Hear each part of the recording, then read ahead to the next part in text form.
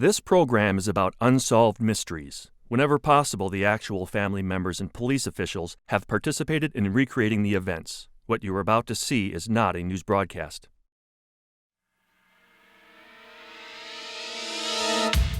Douglas, Arizona, May 1990. Federal drug agents raid a successful local business and uncover an elaborate drug smuggling operation. A remarkable underground tunnel used to transport a fortune in illegal drugs into America. When she was 16, Patsy Summers fell in love with a young soldier, got pregnant, and then married another man. Now Patsy's daughter, JEANNIE Wagner, needs your help to find the father she never met. In 1982, Hilda Roche had a romantic interlude with a man she met in a singles bar. A week later, she was found murdered execution style. Police now believe that her mysterious suitor may be a serial killer. And a special appeal from the family of a baby boy stricken with a baffling disease. His mother is searching for her biological parents. Perhaps they hold the key that can help cure her son. Also an update in which an Unsolved Mysteries viewer discovers that the man she is living with is wanted for murder. As a result of our broadcast, the case of Dennis Depew is now closed.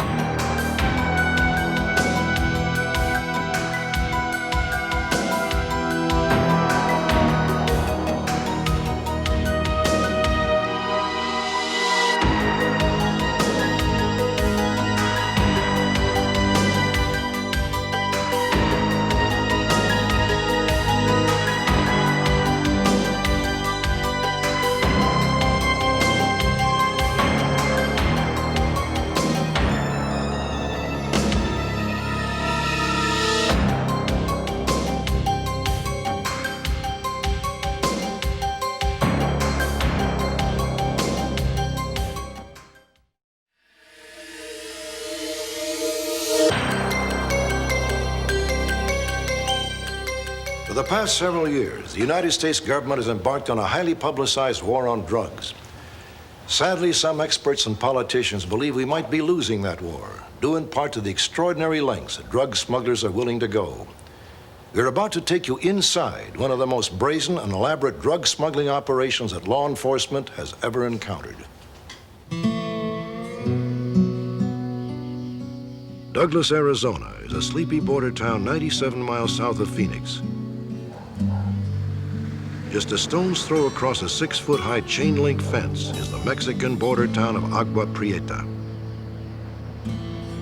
The Douglas Agua Prieta area is one of the main conduits for cocaine coming into the United States, and for that reason it's known as the Cocaine Alley. In the fall of 1988, a Mexican national named Rafael Camarena began to cross the border daily from Agua Prieta into Douglas. Camarena had purchased a concrete mixing company in Douglas and was struggling to make a go of his new business. When he first bought the business, things weren't going that well. It wasn't successful. Buenos días, señor Camarena. We were paid on Fridays. And at times on Thursday, he'd be saying something to the effect of, I have no money, what am I going to do for payroll tomorrow? Later, Mr. Camarena would come in and say, hey, I took care of it, you know, here's your paycheck. He seemed relieved, like, whew, you know, I took a load off. Within a few months, Camarena had secured agreements to supply concrete for many of the municipal construction projects in Douglas. When I have spoken to Mr. Camarena, he had told me that he planned to be here for a number of years. He would check in on the business once or twice a day. He spent a lot of time in Mexico, I assume, pursuing contracts over in Agua Prieta. But yes, he was an on-hands type of business owner. He could have opened up a business anywhere in the United States of America. In 1989, Camarena constructed a large warehouse in Douglas. At the same time, just 200 feet away in Agua Prieta, he built a 4-bedroom ranch-style home.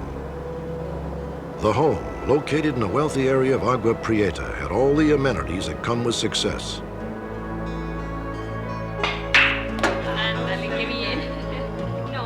Mr. Camarena seemed to be a good husband and a good father. This gentleman was a type of person that you would ask to join your local Lions Club. He's the type of person that you would want to be as your friend. He was the type of person that you would enjoy inviting over to your house.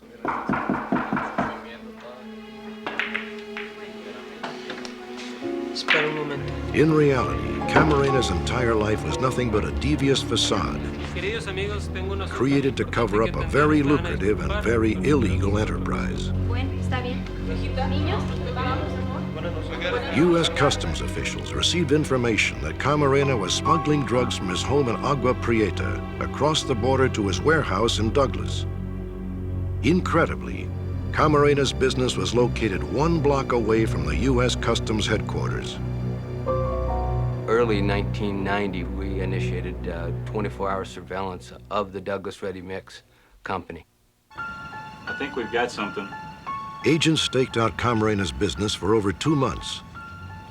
Yeah, it's Camarena, all right. They became suspicious of a flatbed truck that arrived and departed from the new warehouse nearly every day. On one occasion, we followed the tractor-trailer rig from Douglas Ready Mix to a rural area outside of Phoenix, Arizona. A special task force comprised of U.S. Customs agents and other law enforcement officers raided a farm where Camarena's truck had been seen. U.S. Customs with a search warrant. Agents seized over a ton of nearly pure cocaine. Here it is. Street value, over $100 million. The cocaine had been transported inside a hidden compartment beneath the truck's bed. The raid confirmed that the drugs had come from Camarena's warehouse. But agents were baffled. How had Camarena managed to smuggle drugs into his warehouse, which was being watched around the clock by federal agents just a block away? We began receiving bits and pieces of information from a variety of sources concerning the existence of a tunnel in the Douglas area.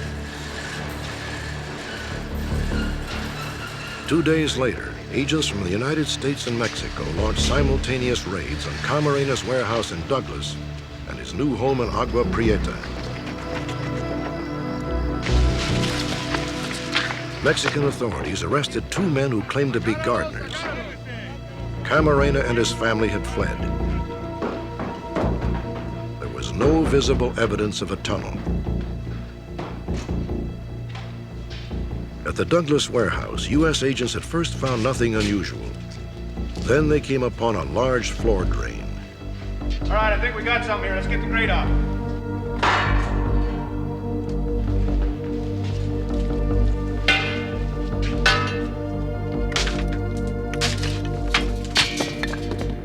We found about a 5.5 diameter shaft that went 30 feet into the ground. And at the bottom of the shaft, we found the tunnel itself.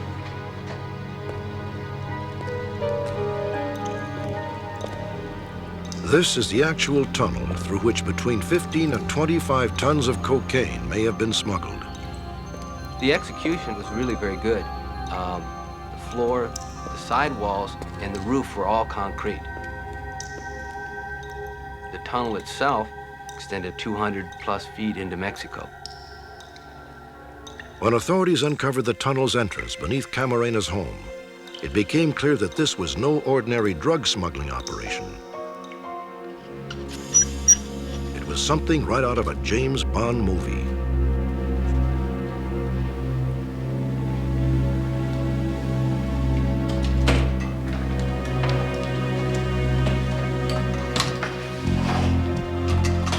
Hydraulic pedestals lifted the pool table at a 2-ton section of concrete floor to expose the entrance.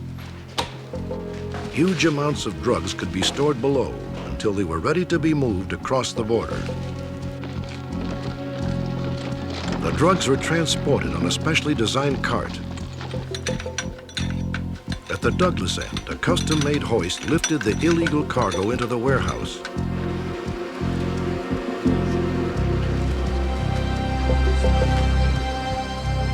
Workers packed the cocaine bricks into the false bottom of the truck.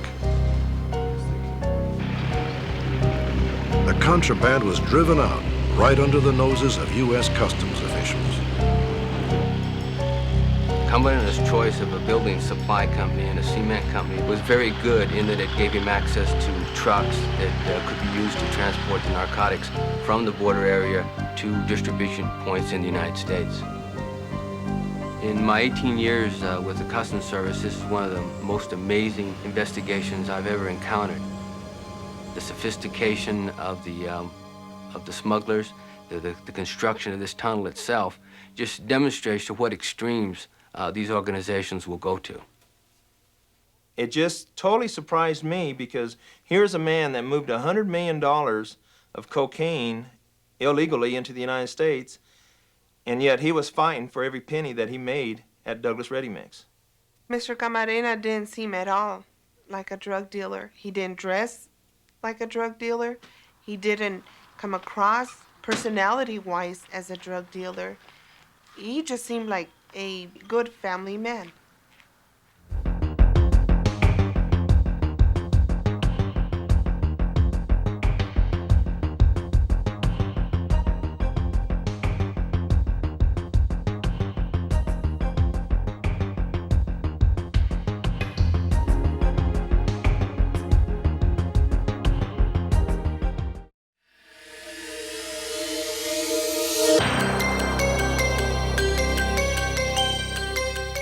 Recently, we featured the case of 46-year-old Dennis Depew, wanted by Michigan authorities for the brutal murder of his ex-wife, Marilyn.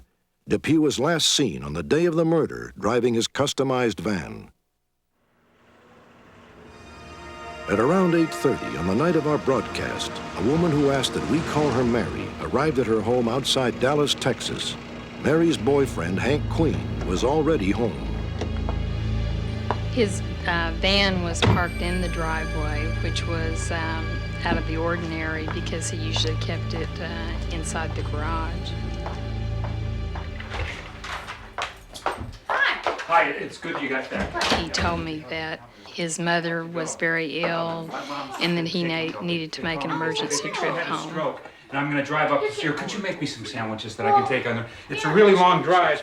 I was sure that something else must really be going on, but I didn't know what. Maybe 3 or 4 sandwiches and his ex-wife. He was getting clothes out of the closet, clothes out of some drawers, gathering up some of his personal items. At the same time, giving me instructions on preparing some food for him to take on the long trip. What do you want to drink? I don't care anything. Sodas, cans of soda would be good. Everything is coming with you. Leave me alone. You're making things terrible. I hate you. Aren't you gonna give me a hug? He just gave me a little peck of a kiss, and I gave him a big hug and said goodbye to him. I realized that something was troubling him, and I knew I would never see him again.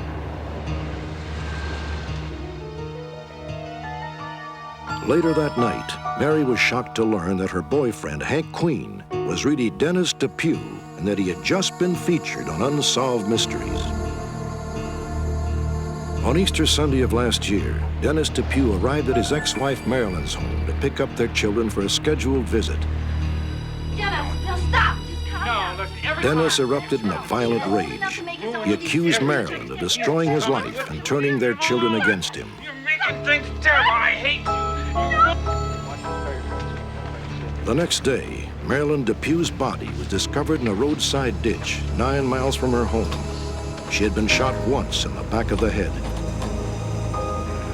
It was so brutal and premeditated that it makes you so angry. If she'd been killed in an automobile accident, you could get over that, but not this. For nearly a year, Dennis Depew's whereabouts remained a mystery until the night of our broadcast. Looking back on it now, I'm sure he was watching, and I think that he was deliberately keeping my attention distracted in the kitchen so that I wouldn't see the segment and so that he could leave. A friend of Mary's called our telecenter and provided authorities with a Texas license plate number of Dennis Depues' van. 4 hours later, Depues' life came to a violent end just across the Louisiana-Mississippi state border. When Louisiana state troopers spotted Depues' van, they attempted to pull him over. He led police on a 15-mile high-speed chase and broke through 2 police barricades. I told the deputies if the van refused to stop, to shoot a tire off of it, the front tire. And they missed the front tire, but they got both back ones. He traveled about half a mile and just wouldn't go any further, and he stopped. After firing 2 shots through his windshield at deputies and another through an open window, Depew turned his gun on himself and took his own life. It was a funny feeling to realize that the night before that you had been watching this man, that he was wanted for murder someplace, and then you walk up to the van and you recognize him as being the person that was on Unsolved Mysteries. It's a funny feeling. But I think he intended to die, whether he had to do it by his own hands or where he could get us to kill him. Otherwise, he would have stopped and we'd have gotten him out of the van alive, and there'd never been any shots fired. While living as a fugitive, Dennis Depew sent a chilling letter to several friends trying to justify his ex-wife's death. He wrote, "An eye for an eye, a tooth for a tooth, a lie for a lie, a life for a life." At the time, Dennis Depew had no idea just how prophetic those words would be.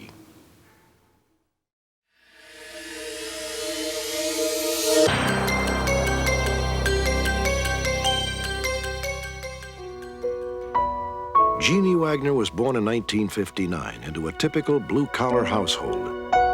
Her father was a construction worker, her mother a secretary in a doctor's office. Jeannie was the first of 3 children and enjoyed a healthy, normal childhood, at least by outward appearances. From a very early age, I felt very different and separated from my family. I felt like I didn't look like anybody.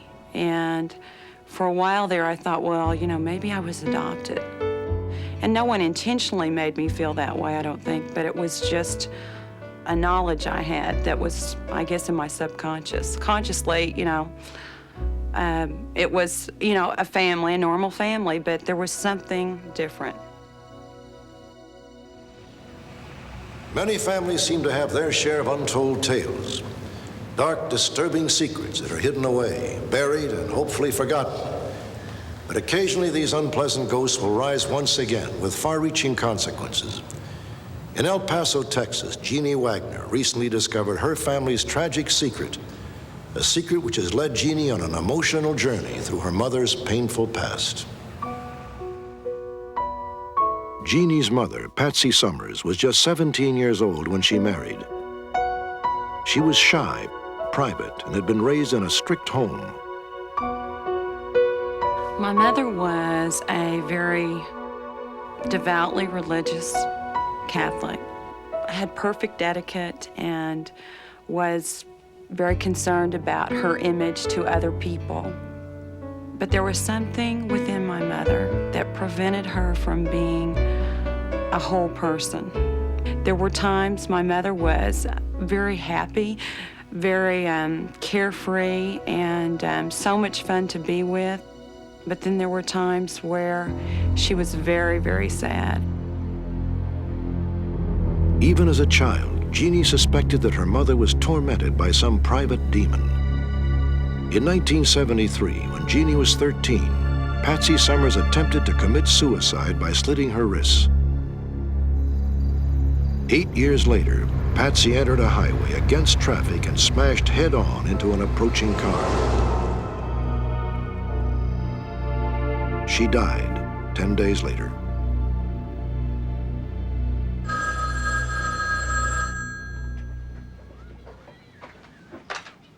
Hello? Shortly after her mother's death, Jeannie called her younger sister and was dealt another startling blow. Her sister had found a diary which revealed the source of their mother's inner pain. I think you better come over. The man Jeannie knew as her father was not her father at all. There's a diary of Mother's I want you to read. When I read the diary, it was as if all of a sudden all the things that had transpired in my life and in my mother's life and in my life, the family life that I had known, everything all of a sudden made sense. In the diary, Patsy had described the incredible predicament she had gotten into when she was 17.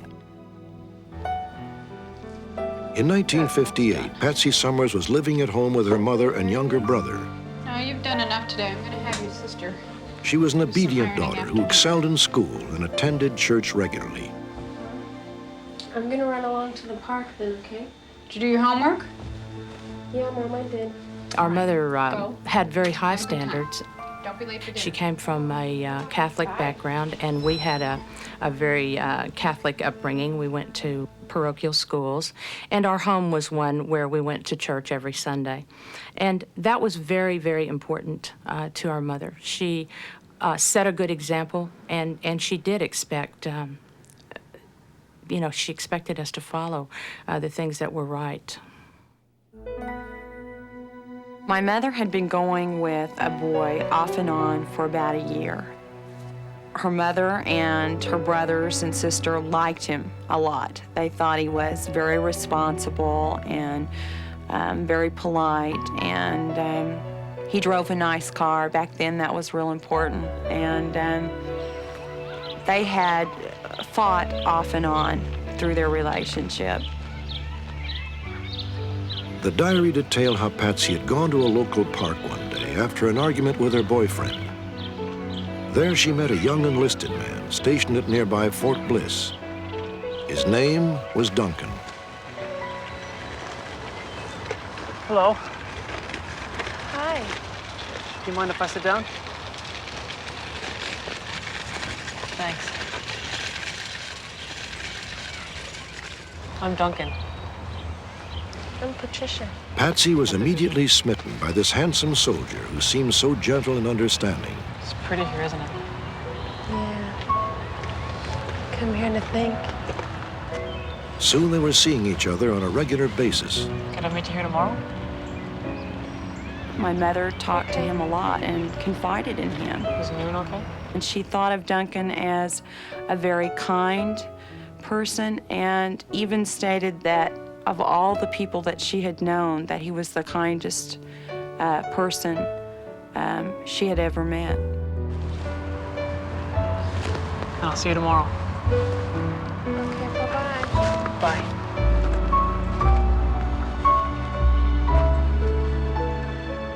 Happy birthday to you. Happy birthday to you. In August of 1958, Patsy Summers turned 17. Duncan threw her a surprise birthday party, inviting a small, select group of friends.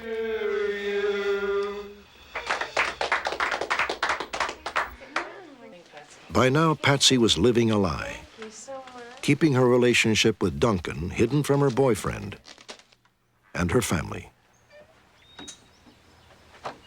Patricia. Mom. Oh, thank Hi. goodness. I was worried sick. What happened? I'm sorry. The bus must have got there a little bit early. I was just a little bit late. I won't let it happen again, Mom. All right. You all right? Patsy and Duncan continued their secret liaisons throughout the summer and into the fall. In the name of the Father, the Son, and the Holy Ghost. Amen.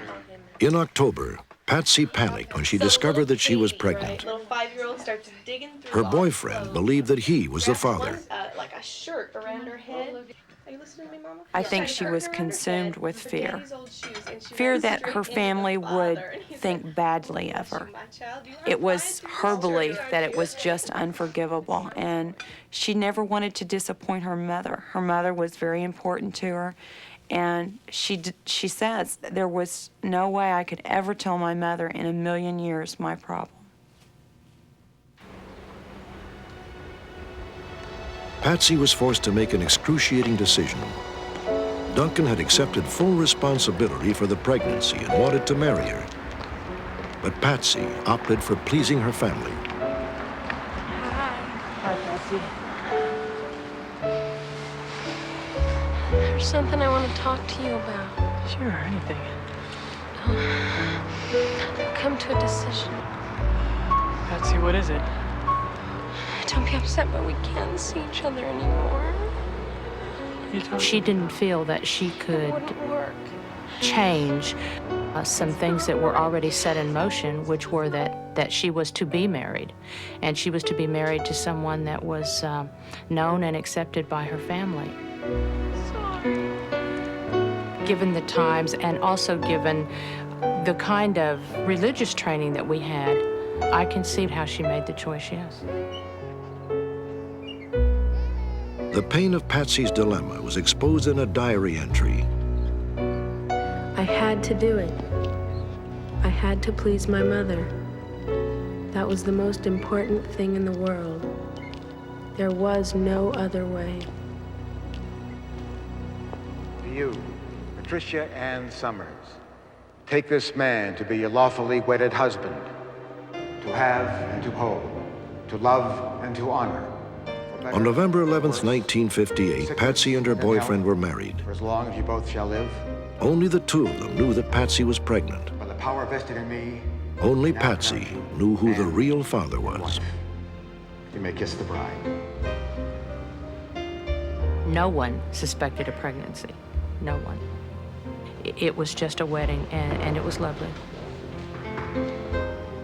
The night that my sister went into labor, she said to me, "Tell Mother I'm sorry."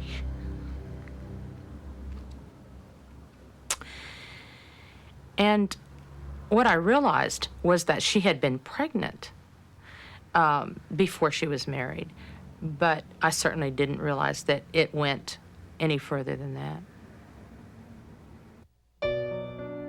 Jeannie was born 7 months after the wedding. In her diary, Patsy had described how she prayed for a child with blue eyes like those of her new husband. Patsy received her wish. My firm belief is that secrets only cause people harm and cause a lot of suffering. And that's why, for me, the truth has to come out, and I have to know who Duncan is. The night that Jeannie's story aired, a woman named Suzanne Gilmore was watching our broadcast at her home in Lake Wylie, South Carolina. At the time, Susan's husband, Duncan, was fast asleep. Jeannie's mother had written in her diary that he was the sweetest, kindest person that she had ever met. I just said, that's my Duncan. I knew that it was my Duncan. And the next thing I know, my wife woke me up and she said, "Were you ever stationed in El Paso, Texas at Fort Bliss when you were in the Army?" And I said, "Yeah." She said, "Were you there in 1958? And I said, "Yeah, I was there in 1958. And she said, "Did you ever know Patsy Summers?" And I said, "Yeah, I knew Patsy Summers." Did you sleep with her? And he said, what? He just kind of came awake. And I said, "It's very important. Did you sleep with her?" And he said, "Well, yeah." She said, "Congratulations, you have a daughter and she's looking for you." and he just came awake like a shot. It was like, "She's looking for me?" And I said, "Yes." As soon as I heard some of the details, I knew immediately she was my daughter. And I don't want to say it was matter of fact, but I just knew that she was my daughter and that we had to be together and I had to see her and I had to respond. 9 days and dozens of phone calls later, Duncan Gilmore and his wife Suzanne arrived in Houston, Texas. On May 3rd, 1991, father and daughter met for the first time in their lives.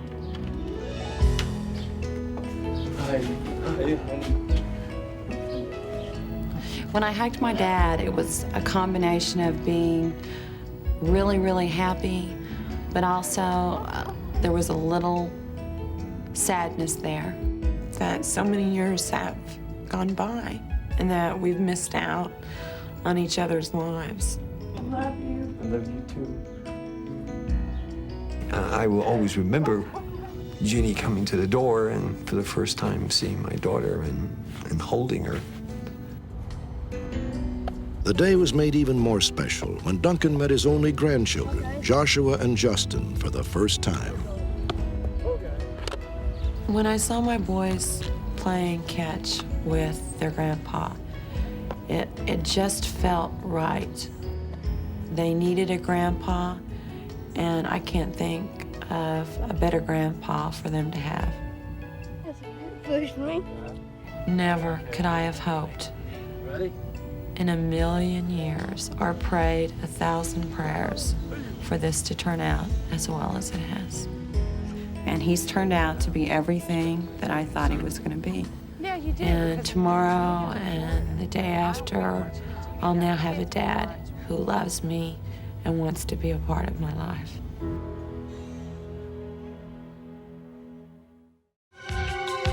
When we return, a chance meeting at a singles bar leads to murder.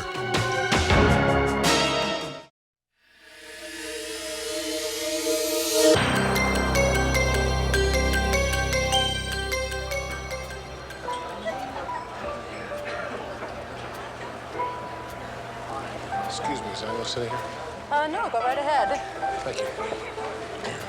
On March 25, 1982, 43-year-old divorcee Hilda Roche met a man at a fashionable singles bar in Alexandria, Virginia. Crowded in here tonight. It is Friday night. It's always a crowded night. I haven't seen you in here. You work around here? Mm-hmm. What do you do? I work for the military intelligence. Oh, really? Yeah. Do you work nearby? I do some contract work for the government. Oh, do you really? Yeah. Hilda later told friends that she had dinner with the man and planned on seeing him again. But oddly, she never told anyone his name. All right, why not? Okay, we can go back there. She can see. Hilda had said that the guy was single, he was attractive, he had a lot of money, and she was impressed that he was driving this beautiful car.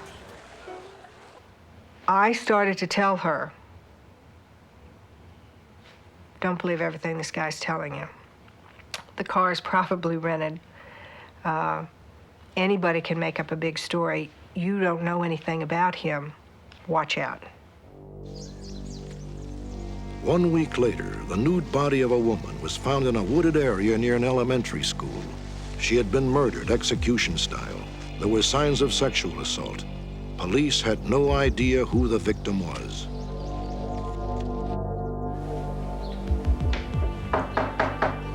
Hello? Is there anybody here?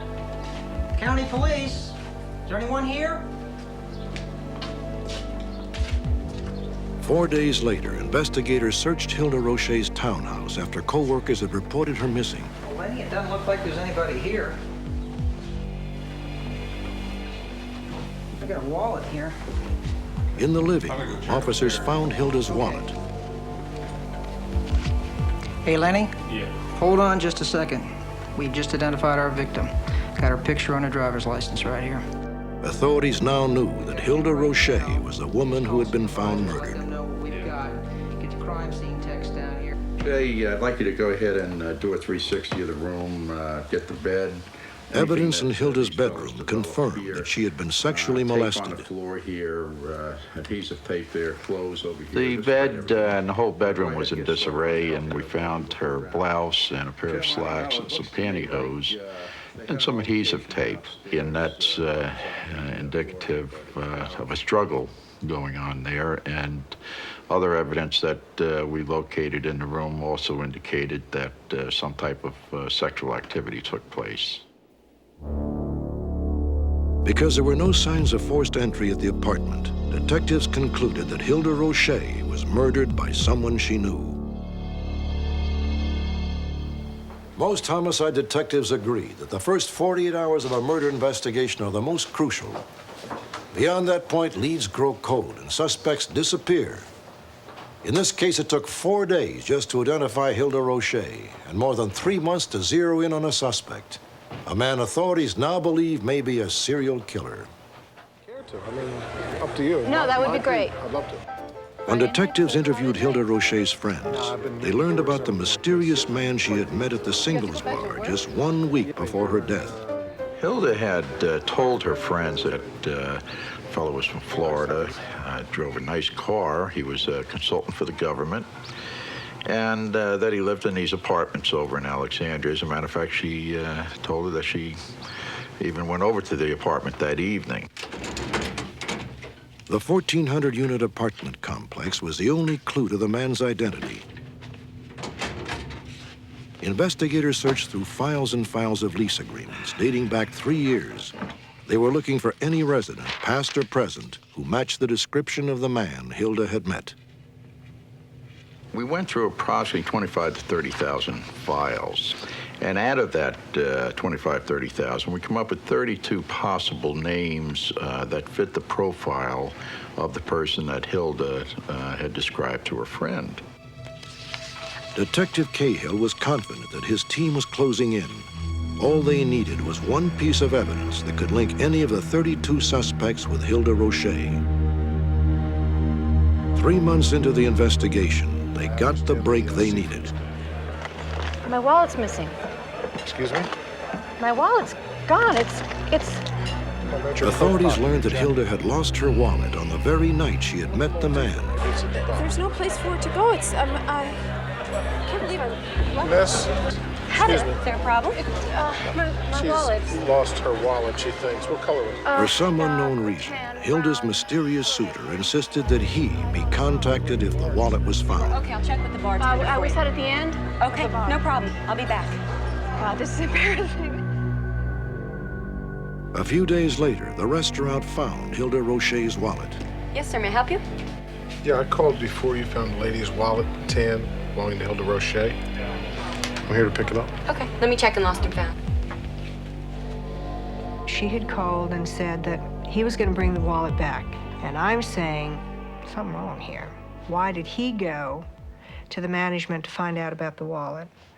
Why did management call him when they found the wallet? My first impression was, the guy's putting you on. Sir, I did find Hilda Roche's wallet. Good. Could I see your driver's license? The restaurant manager remembered little about the man. Then she agreed to undergo hypnosis. It paid off. She recalled a phone number. Okay. The hypnotist told us that this would not be the exact phone number. He said, now, most of the numbers are going to be the same. They're going to be right. He says, but they might be transposed or something. You're going to have to work with it. When detectives compared the phone number with those of the 32 apartment residents, they came up with a nearly exact match.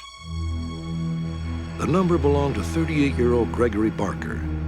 Barker had moved out of the apartment complex a short time after Hilda's murder. So we immediately began to do a background investigation on Mr. Barker. We were not able to find any particular company or government agency that he had applied to or even worked for. As a matter of fact, we don't believe that he worked for any agency up here. We believe that what he told the people at the apartment and what he was telling people he met was all a scam made up in his own mind. Gregory Barker is a decorated Vietnam veteran. He served 2 tours, the second as an Army intelligence officer. He is a voracious reader of spy novels. Police theorize that Barker's mental state may have deteriorated to a point where he now believes that he himself is a master spy.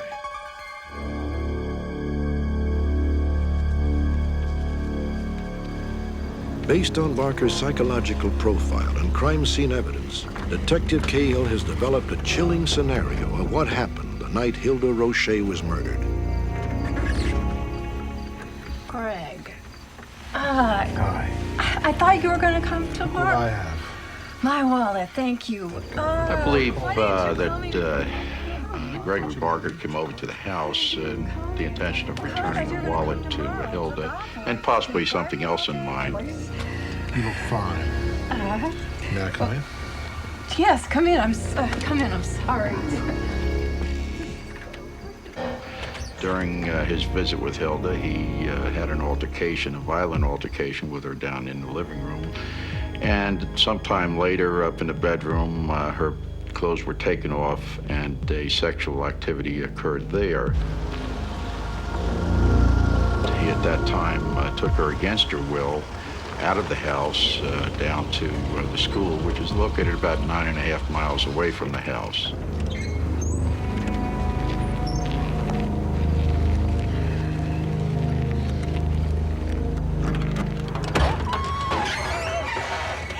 Get out. She was taken out of the vehicle and she was naked and led up a path about 150 feet to a wooded area between a housing development and the school.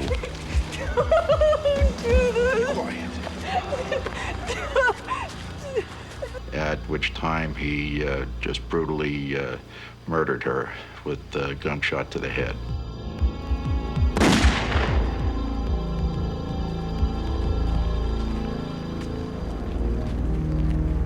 From doing a background investigation on Mr. Barker, we don't believe that this is the first murder that he committed.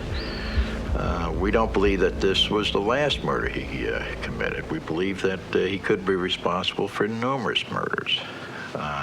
We feel that possibly he could even be a serial murderer. We're very sure of the fact that he's smart and he's very dangerous.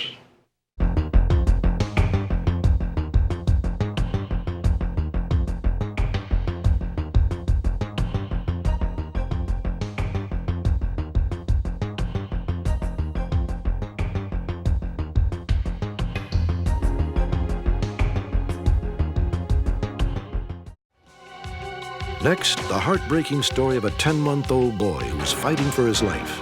Perhaps you can help.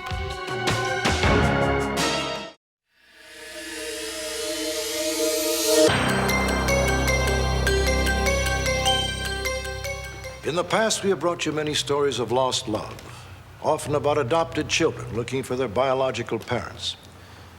This is a very different kind of lost love story. A young woman in Idaho is searching for her birth parents, not for herself alone, but also for her son. Jerry Graves clings to the fragile hope that her background holds the key to a mysterious illness that threatens her baby's life. They can be big, Mommy. Jerry and John Graves married in 1989. Together, they are raising Jerry's 2 daughters from a previous marriage. In 1990, Jerry and John had a son, JJ. When we brought JJ home from the hospital, I noticed he was convulsing, which scared me really bad because I thought he was going to die. I really thought, that was my first thought, that he was dying. Jerry and John took JJ to specialist after specialist. No one could pinpoint the cause of JJ's problems, but he continued to have as many as 50 seizures a day. Throughout JJ's first 6 months of life, he would get to where he would have so many seizures in a day, he wouldn't eat. We're talking, he would eat maybe 2 ounces a day. His body couldn't keep up on just that. He would dehydrate very easily. We were down to, I was feeding JJ with a medicine dropper, and it wouldn't work. And when he would get dehydrated or anything like that, we were back in the hospital. I would say that the initial guarded optimism we had when he did have fairly normal tone and initial muscle activity in the first few months of life has become much more pessimistic. Each time the doctors give me a little bit of bad news, they still tell me there's hope. He has voluntary movement. When he's laying down and you'll tickle his foot, he will move his foot so that you no longer can tickle it. And that is something that every parent with a normal, healthy baby takes for granted. They don't know how thrilled I was when my son kicked his covers off of himself. I was ready to throw a party. When JJ was 8 months old, his muscular development stalled at the level of a newborn's. Even after a myriad of tests, doctors could not determine what was causing JJ's seizures or his slow development. Jerry and John began to consider the remote possibility that JJ's illness might be genetic. Jerry had been adopted as an infant, but had never before thought about tracking down her birth parents. I am searching to find my biological parents. There is a slim chance that by knowing my medical history, maybe they could possibly put something together as to what is happening with JJ. Jerry has few clues about her past. She was born Kelly Marie McMillan on November 7, 1963 in Ventura County, California. Her parents were not married. Her mother hoped to become a nurse. Her father was of Irish descent. Jerry's adoption records are legally sealed, so she knows little else about her biological parents and remains apprehensive about the prospect of meeting them. I know things might be devastating to me. I know some things might affect me wrong, but I'm going to forego that. If there's a chance for JJ, I can go through anything.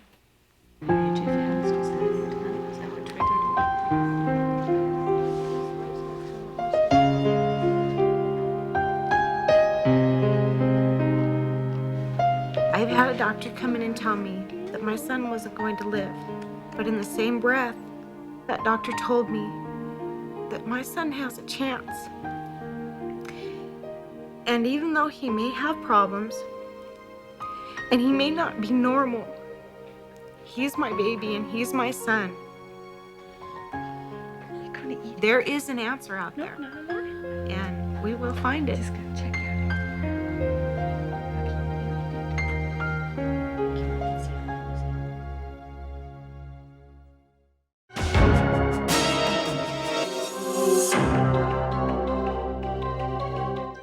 Join me next time for another edition of Unsolved Mysteries.